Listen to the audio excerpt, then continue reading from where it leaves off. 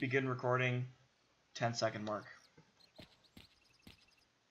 Hello ladies and gentlemen, I'm John Erickson and welcome back to S.T.A.L.K.E.R, Shadow of Chernobyl. Now, as I said in the last episode, we are not going to be doing anything too major. We are going to be reading the entries that we have discovered. So, we're going to start with the diary, and I'm not going to go through all of these, just the ones we haven't seen yet. Strelok's stash. You know what? I actually changed my mind. I'm sorry. We're not going to read these. I'll save these for the main episodes in case people don't want to watch this one for the Encyclopedia. I'm not going to go over the artifacts because all it tells you is their location and a random fact about it. We are going to go over the factions and not the training and the history of the zone. So I'll start with the history because that's what you guys want to know.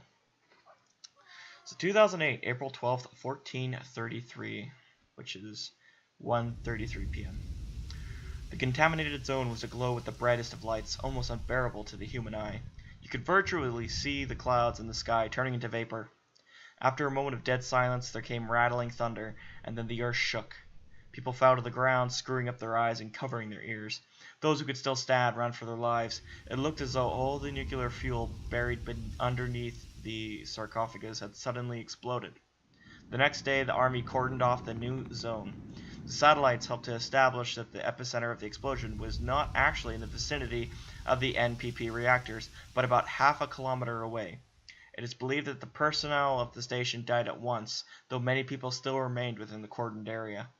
The rescue operation soon proved a pointless endeavor, as all the people and machinery sent deep into the area would die or malfunction immediately. A little while after the disaster, the zone diameter hopped out by a few more kilometers. Most of the government troops guarding the borderline and the research team stationed there perished instantly. Panic-stricken, people took to flight. The residents of nearby towns and villages were hastily evacuated. An enormous danger is looming over the world, and we can only guess what its full impact may be. Army raid into the zone, 2011. The Army, including special forces headed by paramilitary S.T.A.L.K.E.R detachments, launched a massive raid deep into the zone. Their objective was to break through to the Chernobyl NPP and wipe out the cause of anomalous fields, or at least obtain first-hand information on the current state of affairs. This endeavor, involving over 1,000 people and heavy machinery, was a complete failure. Isolated groups of survivors were forced to settle within the zone with slender hopes of rescue. So that's what I was talking about in last episode. So the Chernobyl explosion didn't actually happen at the reactor, which raises the question, what exploded and what was it and why? And the Army tried to do their best, but did not work at all. So maybe, because it says they launched a massive raid deep into their zone, and they wanted to break through to the Chernobyl NPP, but they couldn't. So that's why they want to get into the zone so quickly, to find out what the hell happened. So we're going to move on to the factions. Bandits, we know that they are generally criminal underworld. Nothing really exciting. That's basically all it says, is that they make money by selling artifacts, hide from the law, trade in weapons. The zone's full of them, and they fight amongst themselves. They're also assholes. Moving on. The Duty faction. This is where we're going in the bar. It's a duty territory. That's why we had to get permission to enter the area, because since we're not part of the faction, we can't enter without reason. But the barkeep told them to let us through because we have military documents. So that's the only reason why we're able to continue north through the zone. A paramilitary group known for its discipline, whose members live according to a strict code. Duty members are the only group to refuse to trade unique items from the zone with the outside world. According to rumors, all artifacts found by the group are passed on to scientists. Its members consider protecting the outside world from the zone's danger their primary objective. Most of the group's operations concern destroying monsters, hence Duty's raids often save normal stalkers from serious trouble. The faction has long been at war with freedom, which we haven't unlocked the entry for that faction yet, but they're basically a group of anarchists who are the opposite of Duty. Monolith faction. This group displays many features of a religious sect. Its members believe in the existence of a complex alien crystal, the Monolith, located somewhere in the center of the zone. Most stalkers treat monolith adepts with contempt and consider them as lunatics. Who wouldn't, right? From its inception, the group strives to block all progress towards the center of the zone, protecting the monolith from other stalkers. Rumor has it that the group has a large base deep in the zone, but its exact location is known only to the members. So this faction basically protects the center of the zone from the rest of the stalkers and the military and the other factions. So the question is, if no one's been able to get deep into the zone, is it because of these guys or for other reasons? Because don't forget, the military did launch a massive raid. So these guys are not the reason the military did not get deep into the zone, or at least to the center of it. Which means that these guys somehow found a way deeper into the zone, but probably hit the same roadblock as the military. Judging from the picture, they probably have most of their gear is probably from those failed patrols, or better yet, are probably soldiers that gone insane that couldn't evacuate. Who knows? Now, I do know that we encounter monolith, but other than that, I know nothing about them. So I wonder how S.T.A.L.K.E.R managed to get past these guys, because it's obvious that S.T.A.L.K.E.R is a loner. Like, he's not affiliated with any faction that we found so far. He may have been working with the military, but I think what happened is since he was driving a military truck at the beginning of the game, he may have actually encountered Monolith and stole the truck near the center of the zone. So, and then the army, we know what the army is. It's not too hard. Now flesh, these are the things I was talking about. Like most other living creatures in the zone, the domestic pig also underwent serious biological changes since the day of the catastrophe. So that's what it is. It's a pig, not a human. I guess it kind of makes sense, but it seems the genes responsible for metabolism was especially affected in this case. Mutant pigs, known simply as flesh among the stalkers, are one of the most vivid examples of the zone's disastrous perversion of nature.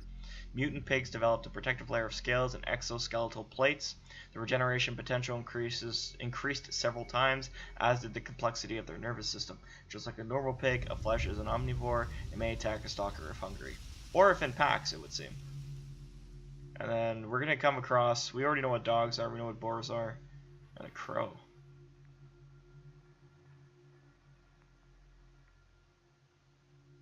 Huh. Well, we don't need a description of what a crow is unless it's mutated. And we will do the locations, why not? The legendary lake in the sector of the same name dried up a long time ago, leaving a shallow swamp at its base. The place is morbid and sodden with death. Great dangers await any adventurous soul foolish enough to get near it. Anyone who dares to go too far goes insane.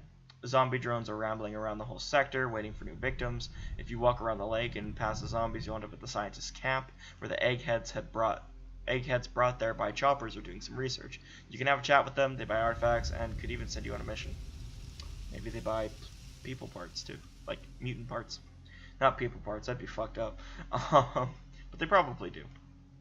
The Wild Territory used to be the site of a rather large manufacturing plant, currently in ruins. Many stalkers met their death there. The place is swarming with all sorts of monsters. The beasts are literally streaming over there from the entire zone. It is said that something of great importance is hidden at this site, so there are always plenty of daredevils willing to try their luck. Dark Valley. Always gloomy, always misty, and always rainy. Stalkers venture into the Dark Valley are likely to find valuable artifacts, instant death, or both. A place frequented by some of the most experienced old-timers, though you may also stumble upon some common bandits. There's supposed to be an underground lab around there somewhere, so it might be worth to look for a hidden entrance along the way. No one has returned from there alive, though, and no one can tell for sure just what nasty surprises await you there. The Dark Valley is where we're going to be going after we meet with Barkeep. So that's because of the lab, which is kind of probably tied to the documents that we found, but I'll go over that next episode. Garbage. A vast machinery graveyard. Right after the first incident, whole heaps of radioactive waste were dumped there, mostly ruins of old buildings infested with mutants. Much like the outskirts of the zone, the place swarms with rookie stalkers, with an occasional bandit loitering around, always on the lookout for freebies. Some artifacts to be found there, but most of them are just not worth the effort. You'll be better off elsewhere. Going north, you will get to the Wild Territory. West lays the entrance to the Dark Valley, with the road to the Agroprom Research Institute to the east. Oh yeah. I mean, technically, going north, you will get to the Wild Territory. Okay. It's actually east, north, south, east, west, east. Yeah, north, south, east, west. So the Dark Valley is actually to the east of the garbage, and Agroprom is to the west. So that's kind of weird. But anyways, outpost. What the fuck? I don't think we've been here yet. Think of it as the zone's antechamber. It's a good place for rookies to get their head around. You'll find a trader in the vaults at the back of the... Oh yeah, this is the starting area. You could read that actually. This is not really important. And there you have it. Everything that we've found so far that's worth of note that we've encountered. I think I may read the PDA entries as we come across them, as long as we don't get them in huge bulk. If we do get them in huge bulk, I won't mention them, but I will go over them in episodes like this one. So, once again, I hope you enjoyed this informational episode of S.T.A.L.K.E.R. Shadow of Chernobyl. I'm John Erickson, and I will see you in the next video that we take. John Erickson, reporting out.